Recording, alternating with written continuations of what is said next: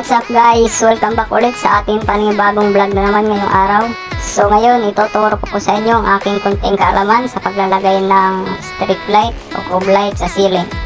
Ayan guys, kung bago ka pa lang sa aking channel, huwag mo nang kalimutan mag-subscribe. Pakipindot na rin yung notification bell para ma-notify ka sa aking mga i-upload na mga bagong videos. So bago natin umpisahan yung video natin, intro muna tayo.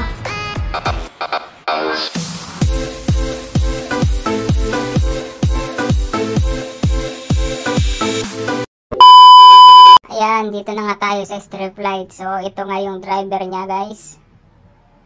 Ayan.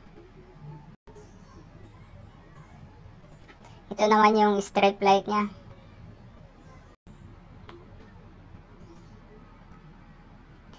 So ayan, ipapasok lang po natin yan sa loob, positive, negative. Makikita naman po kayong sign yan sa loob ng strip light bago nyo ikabit. Ayan, so itatry muna natin. Titingnan natin kung good quality ba yung strip light natin bago natin ikabit. So saksak na natin. So ayan, umilaw siya. Titingnan natin kung may mga parts na hindi umiilaw. May mga parts kasi na hindi umiilaw eh. So ayan guys, okay naman siya, good quality siya. Paano masabi? Itong strip light na pala, dalawang kulay po siya. So itatry natin sa saksakan kung mag-iba yung kulay. So ayan, naging puti siya. So ganun rin po yan sa switch. Pag pinatay mo yung switch, so inon mo ulit, mag-iiba yung kulay niya.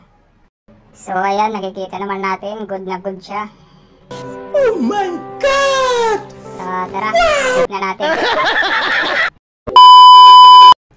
Ito nga pala yung abang natin sa strip light natin guys. Ayan. So may dala akong walis. Wawalisan muna natin yung paglalatagan natin ng strip light. Tatanggalin natin yung mga alikabok.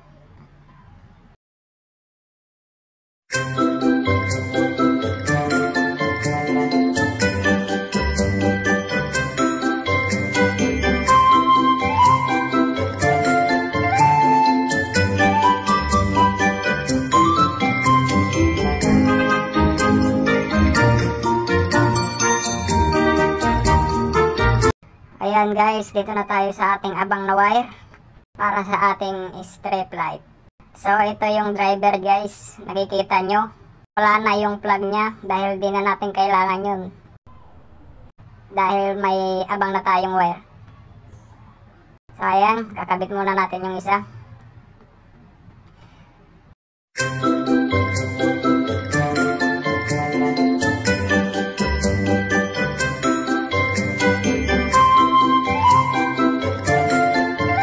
So ayan guys, di ko na pinakita sa video yung pag-splice natin ng isang wire dahil wala tayong cameraman.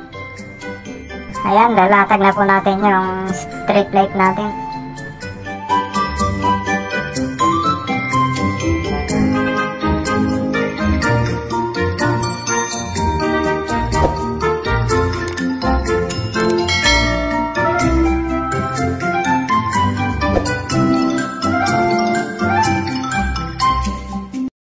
So ayan guys, pinailaw ko na din para maliwanag yung paglalatagan natin ng strip light.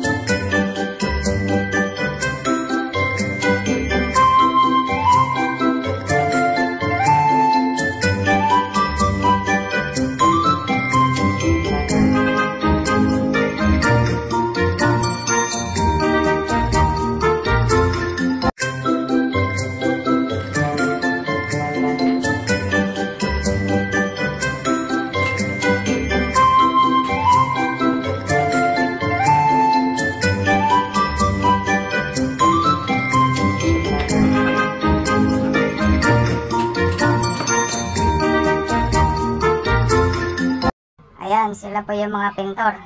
Lumapit na po sila nung nailawan na natin yung ceiling nila. Dahil nakikita na po na may mga bukol-bukol.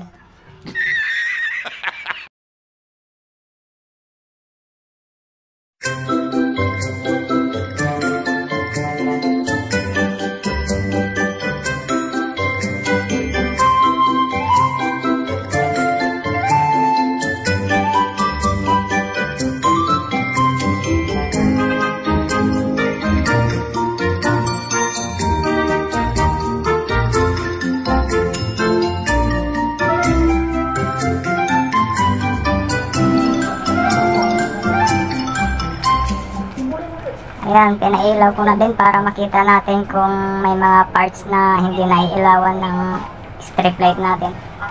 At saka makita din natin yung